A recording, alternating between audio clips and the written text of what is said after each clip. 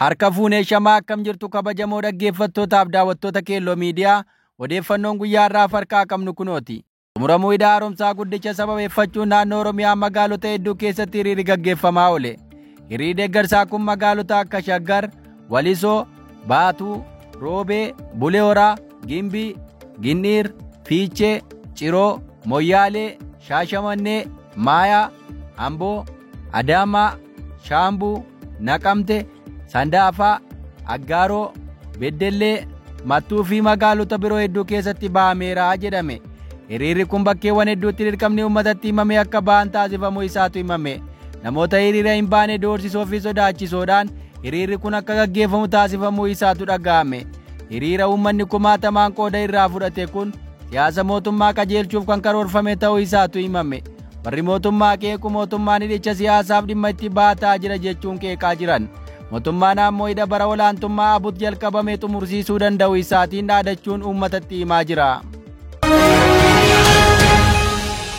Keenya birootiin godinoota Wallagga Bahaa fi Horroo Guduruu Wallaggaa keessatti hidhattoonni finxaaleeyyii faannoo aleellaa uummata nagaa irratti gaggeessan itti fufuun lubbuun ilmaan Oromoo balleessuu itti fufan. Humni finxaaleeyyii Amhaaraa faannoon godina Wallagga Bahaa keessatti aleellaa gaggeessuu fi miidhaa qaqqabsiisuuf gabaafame. Haaluma kanaan tibbana godina Wallagga Bahaa ona guutoo giddaa bulchiinsa magaalaa Ukkeetti dhiyoo ka jirtu ganda Luugoo jedhamutti aleellaa raawwatanii nama maqaan isaa Girmaa Ittafaa jedhamuu fi daa'ima biraa tokko kan ammaaf maqaan isaa adda hin bahin ajjeesuu isaaniif gabaafame. Kanaan alas humni goleessituu kun godina Wallagga Bahaa ona Kiiramuutti aleellaa kan banan yoo ta'u akeekni isaanii magaalota onichaa qabachuu akka ta'e himame. Goleessitoonni dhiibbaan lakkaa'aman kunniin ganda Ashuu Kusaayee jedhamtu buufatanii jiraachuu kan ibsame yoo ta'u qaama faannoo Iizii Wallaggaa jedhamuun ijaaramanii akka ta'anis dhaga'ameera. Humna jabaa fi meeshaalee waraanaa gurguddaa hidhatanii ka socho'an ta'uun kan himamu yoo ta'u dhiyeenyuma kana ganda Ashuu Kusaayee keessatti poolisootaa fi milishoota gara namoota 30 olii galaafachuu maddeen himaniiru. Gandoota ona Kiiramuu 19 keessaa 17 qabatanii jiraachuu ragaan uummata irraa argame hubachiisuu kan ifa godhu yoo ta'u caasaalee gandaa hunda diiganii kanneen gandatti ramadamanis ukkaamsanii fudhachuun caasaa mataa isaanii diriirfataa fi alaabaa lumuxxii durii dachee Oromiyaa irra dhaabbachaa akka jiran gabaafameera. Bulchaan ganda Ashuu Kusaayee obbo Firdii Qana'ii kanneen butamanii fudhataman keessaa isa tokko ta'uun isaa barameera. Akka ragaan uummata irraa argame hubachiisutti humni finxaaleeyyii faannoo gandoota kana mara qabachuu ka danda'an caasaa bulchiinsa PP keessatti of ijaaruu isaaniitiin akka ta'e ibsameera. Caasaaleen bulchiinsa sirna PP godinoota kanneen keessatti argaman irra guddaan isaanii humna finxaaleeyyii faannoo kanaan harka akka wal keessaa qaban kan himame yoo ta'u caasaa goleessituu faannoo isaan keessa diriiree jiruun uummanni keenya gatii guddaa kaffalaa jira ka jedhan maddeen mootummaan PP akka ulfaataa uummata nagaa irratti raawwatamaa jiru kana baasee dubbachuu diduu fi rakkinicha furuuf hojjechuu dhiisuun isaa kallattiin dhimmicha keessa jiraachuu isaa agarsiisaa jedhameera. Oduu keenya itti aanuun naannoo Amhaaraatti barattoota barnoota sadarkaa lammaffaaf galmaa'u jedhamanii eegaman keessaa 21 qofatu galmaa'ee jedhame. Barattoonni sadarkaa lammaffaa naannoo Amhaaraatti galmaa'u jedhamuun eegaman keessaa 21 qofaan galmaa'u biiroon barnoota naannichaa beeksiseera. Biiroon barnoota naannoo Amhaaraa Agayya 25 bara 2025 galmeen barattootaa sirnaan eegalus hanga ammaatti barattoota sadarkaa lammaffaa barnootaaf eegaman keessaa 21 qofti galmaa'u ibseera. Naannichi bara barnoota haaraa kanaaf barattoota miliyoona 7.4 galmeessisuuf karoorfatus hanga fulbaana 12tti barattoonni miliyoona 3 gadi akka galmaa'an qondaaltonni naannichaa mirkaneessaniiru. Hoggantuu biiroo barnoota naannoo Amhaaraa Mulunesh Dessee akka ibsanitti karoorri galmee keenya akka bara darbee fi waggaa duraa irraa rakkina barnootaa mudatee bakka buusuuf barattoota gara miliyoona 7.4 galmeessuuf karoorfannus hanga fulbaana 12tti barattoota miliyoona 2.9tti dhiyaatan qofatu galmaa'ee jedhan. Akka isheen jettutti keessumaa barattoota mana barnootaa sadarkaa lammaffaa baratan galmeen isaanii hanga eegamurraa gadi bu'u ibsuun barattoonni mana barumsaa sadarkaa lammaffaa dafanii galmaa'uu dhabuu isaanii ibsanii hanga ammaatti ka galmaa'an 21 qofa ta'uu isaa himaniiru.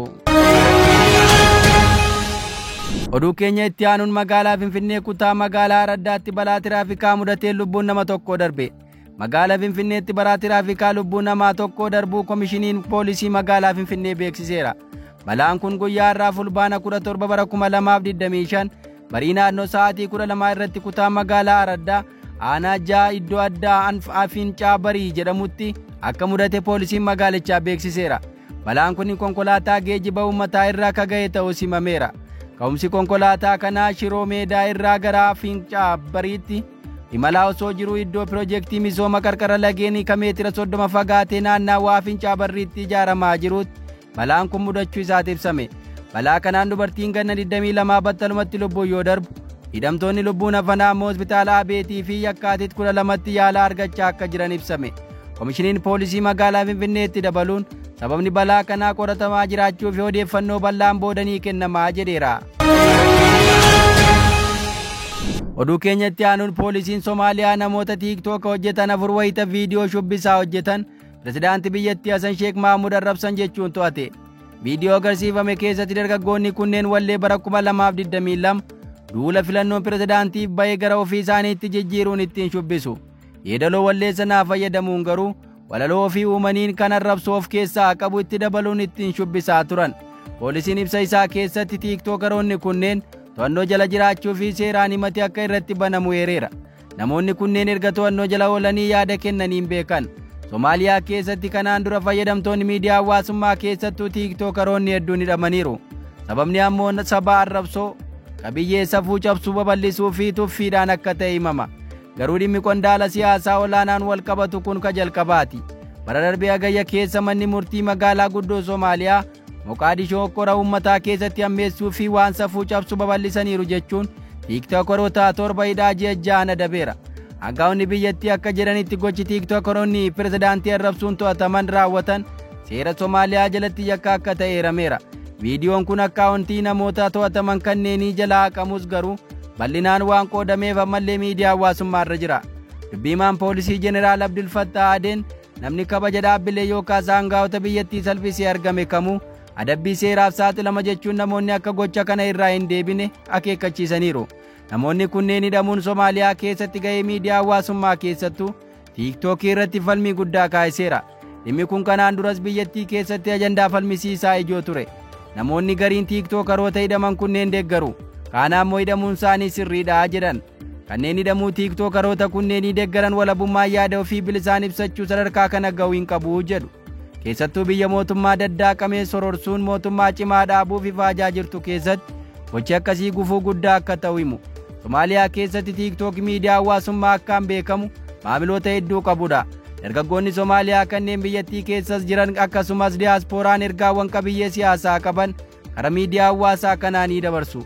Hedduun akka madda dinagdeetti fayyadamuu bashannanaafis ittiin oolu. Bara 2023 mootummaan Somaaliyaa miidiyaa hawaasummaa kanaa fi kanneen biroo guutummaatti cufuuf yaada dhiyeessee ture. Keessattuu akka sababaatti yaaddoo nageenya biyyaalessaa odeeffannoo dogoggorsiisaa fi duudhaa hawaasaa balleessuu eeruun tiiktook irratti xiyyeeffatee ture. Garuu yeroo sanatti mormii uummataa cimee mudateen dhorkaan kun hojiirra akka hin oolle taasifameera. Egaa dhaggeeffattoota Keelloo miidiyaa odeeffannoo narra of harkaa qabnu kanan gammaa dhaggeeffattan ture qophii hafe waliin turtii gaarii.